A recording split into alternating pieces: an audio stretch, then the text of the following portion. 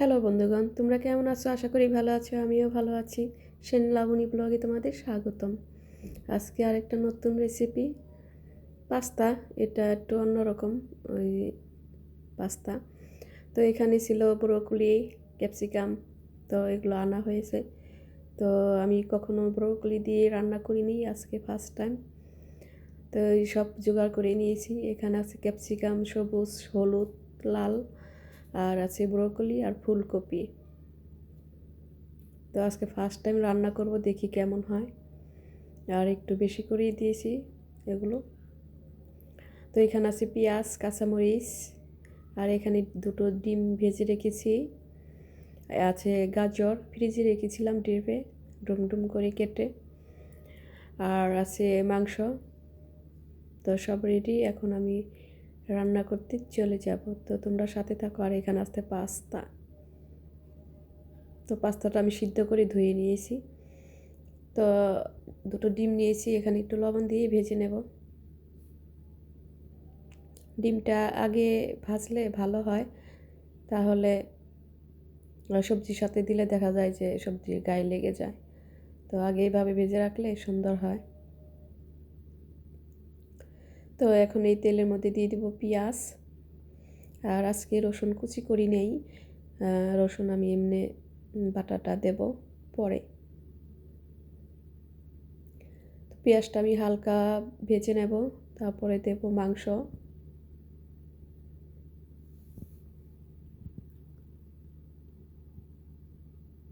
এখন মাংসগুলো দিয়ে দিব। মাংস আমি এইভাবে স্লাইস করে কেটে নিয়েছি, আর একটু বড় রেখেছি। আজকে একটু বড়ই রেখেছি, সবসময় আর একটু ছোটো করে দিই, একটু বড় করে রেখেছি।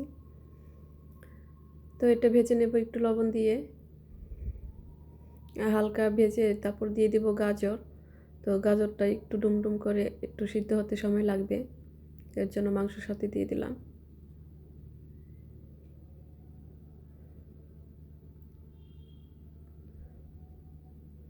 তো দিয়ে দিব রসুন।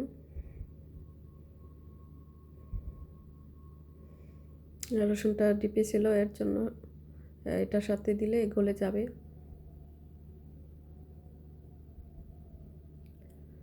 তো এখন দিয়ে দিব সব ব্রোকলিটা দিব আগে, আর কাঁচামরিচ। যে যেরকম জাল খাও তো ওরকম দিতে পারো।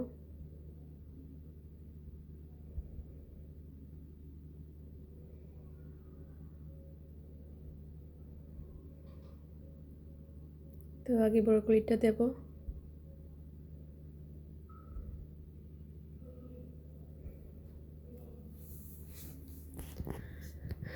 তারপর দিয়ে দিব ক্যাপসিকাম।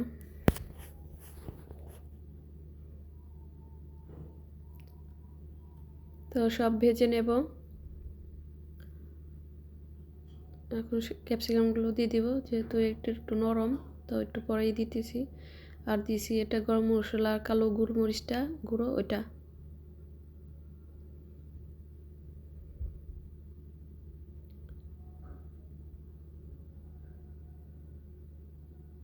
তো এখন ক্যাপসিকামগুলো দিয়ে দিব,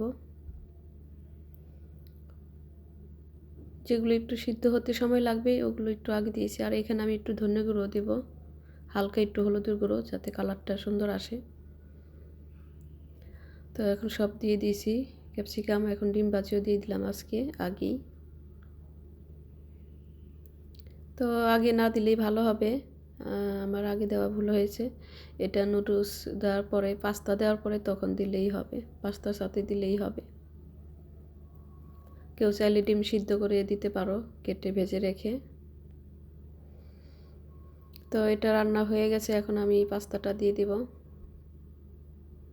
আমি সিদ্ধ করে ঠান্ডা জল দিয়ে ধুয়ে নিয়েছি।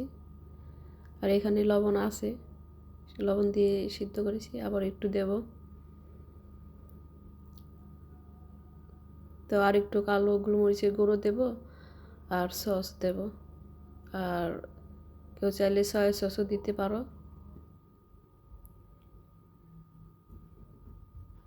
তো এইভাবে নুডলসটা রান্না করে খেয়ে দেখো, মানে খুবই খুবই খুবই মজা হয়।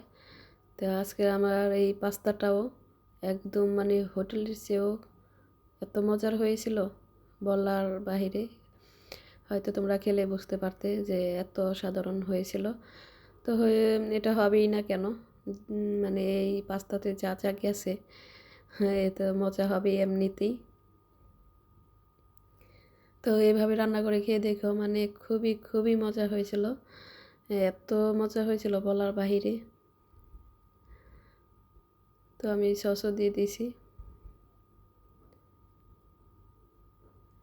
তো আমার রান্নাটা শেষ প্রায়, এখন নামিয়ে ফেলবো। আর যদি আমার ভিডিওটা ভালো লাগে তাহলে অবশ্যই আমার চ্যানেলটা সাবস্ক্রাইব করবে আর লাইক কমেন্ট অবশ্যই করবে। তো আমার রান্নাটা যদি ভালো লাগে অবশ্যই কমেন্টসে জানাবে কেমন হলো। তো এই দেখো কত সুন্দর হয়েছে। আর মাংসগুলো একটু বড় বড় করে কেটেছি সবই, ক্যাপসিকাম একটু বড় রেখেছি, মানে মাংসটা একটু বেশিও দিয়েছি।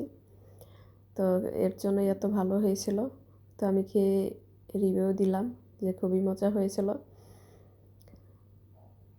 তো তোমরা ভালো থেকো, সুস্থ থেকো এবং আমার জন্য দোয়া করো যাতে আমি আরও ভালো ভালো ভিডিও তোমাদের দিতে পারি উপহার, আর এগিয়ে যেতে পারি। তো বাই বাই, টাটা।